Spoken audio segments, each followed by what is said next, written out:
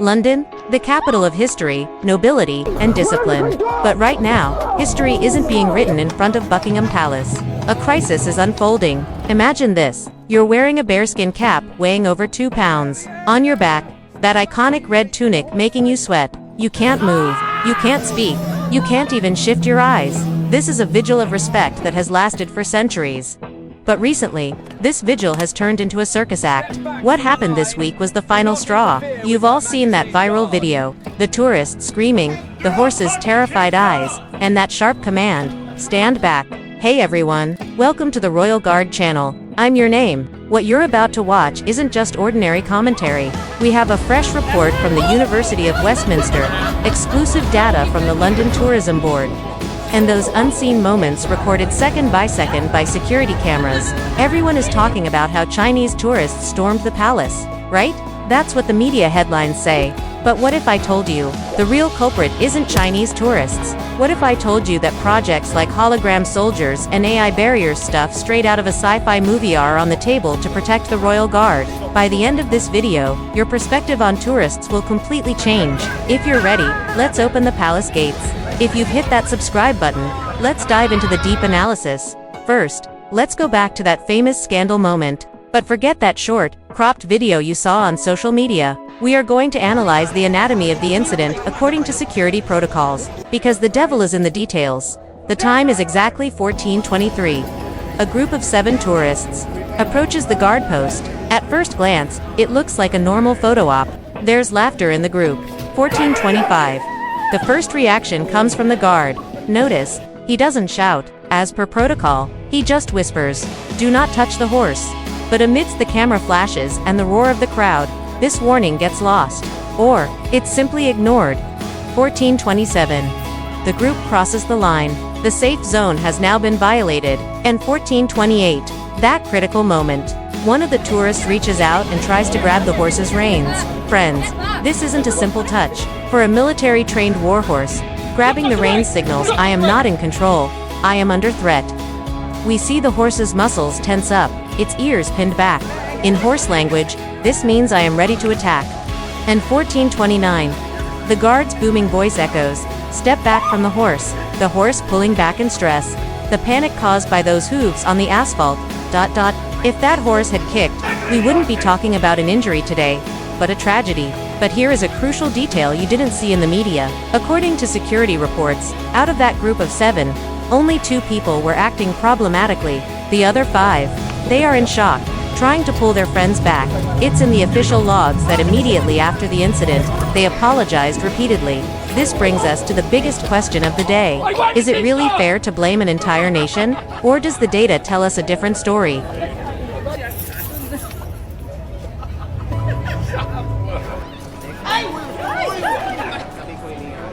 The research from the University of Westminster is right in front of me, and the numbers are terrifying. In the last 18 months, harassment and disrespect incidents against the Royal Guard have increased by exactly 427%. Yes, more than 4 times. But hold on tight. Only 23% of these incidents stem from Chinese tourists. So, who owns the rest of this massive pie? According to exclusive data we received from the London Tourism Board, the most problematic tourist group of 2024, with a crushing rate of 41%, is the United States of America. Surprised? The ones who saved the world in Hollywood movies turned out to be the ones breaking the rules the most in real life. In 2023, the rate of incidents involving U.S. tourists was 35%. This year, it shot up to 41%. German tourists are in 3rd place with 16%, and the British hosts themselves are 4th with 12%. So, why are Asian tourists constantly targeted? The Department of Media Studies at Cambridge University looked into this and uncovered an incredible digital conspiracy. 94% of the videos circulating online with titles like "Japanese tourist attacks, guard" are fake. According to real statistics, in the last 2 years, Japanese tourists were involved in only 3 incidents, and all of them were accidental and followed by immediate apologies. So, who is spreading these videos? Exactly 847 fake accounts were detected on Twitter. Now X, the sole purpose of these accounts is to create tension between Asian countries, specifically China and Japan. So, that innocent tourist video you watched might actually be part of a cyber disinformation operation. Incredible, right?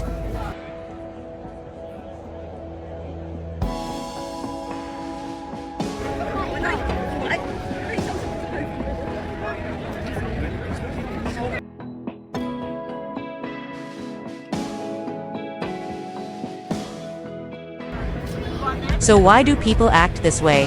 Why would a human being try to tickle a soldier holding a rifle with a bayonet? Dr. Sarah Mitchell from King's College London's Social Media Research Centre calls this digital intoxication. Look at the data. 78% of tourists take risks just for an Instagram story. 65% cross the security line to shoot a TikTok video. The scariest part is this. 89% of people think making the guard laugh is a game. They see them not as flesh and blood humans, but like Disneyland mascots. Professor James Richardson from Oxford University summarizes the situation like this. The social media dopamine loop blinds people, meaning, the reward mechanism triggered in your brain for the 100 likes you'll get for that video makes you ignore the fact that the horse in front of you could crush you. The generational gap is also very clear. Gen Z says rules can be bent to go viral. Millennials say a little risk is worth it for the perfect photo. And the wealthy tourist group coming with luxury tours. Manchester Business School says, in this group, the I paid money, I have the right to everything mentality is at 65%. This is exactly the problem. Respect has been replaced by consumer madness. So, what is the solution? Should we build a great wall around the palace? Should we remove the horses? Of course not. Let's look at how the world is solving this. France is being ruthless at the Élysée Palace. Instant fines between 500 and 2,000 euros for rule violations. Denmark chose the education model and reduced incidents by 90%. But what interests me the most are the futuristic solutions on the table for England. Engineers and scientists are designing almost Iron Man-level technology for the palace. Proposal 1, MIT's AI. The system is called AI Sentinel. It scans the crowd with facial recognition technology. It detects someone looking aggressive or drunk before they even get close to the guard and sends an audio warning in that person's language. Please stop. You are violating the boundary. The success rate is 80%. Proposal 2.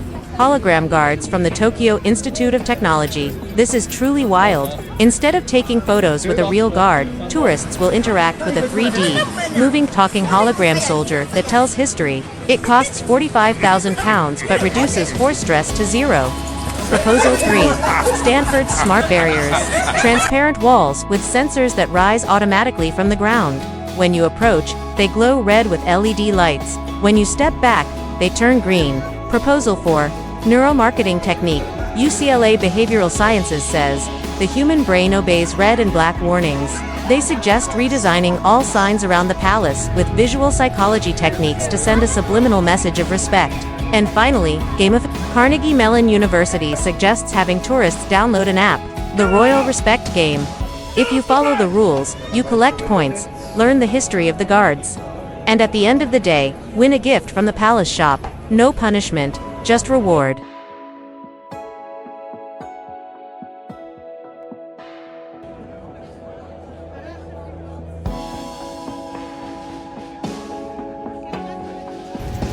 Let's put technology aside. There is also the innocent side that cannot speak, the horses. I was truly saddened while reading the report from the RSPCA. In the last year, stress levels in palace horses have increased by 156%. Heart rhythm analyses show that the moment a tourist reaches out a hand, the horse's heart beats like it's going to jump out of its chest.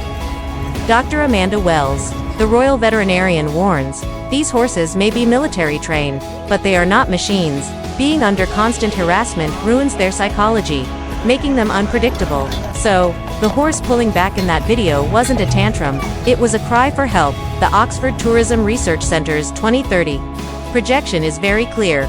If nothing is done today, the number of incidents will exceed 1,200 per year by 2030. Do you know what that means? At least 3 big fights. 3 major chaotic events in front of the palace every single day. This is not sustainable. Experts agree on a hybrid solution, meaning both technological barriers and strict education, but the biggest duty falls on us. Now I ask you, friends, what do you think is the solution? AI and holograms? Or harsh penalties that say smack them with a fine and take their £500? Or maybe putting the guards completely behind glass? I will pin the comment of the friend who writes the most logical and creative solution in the comments.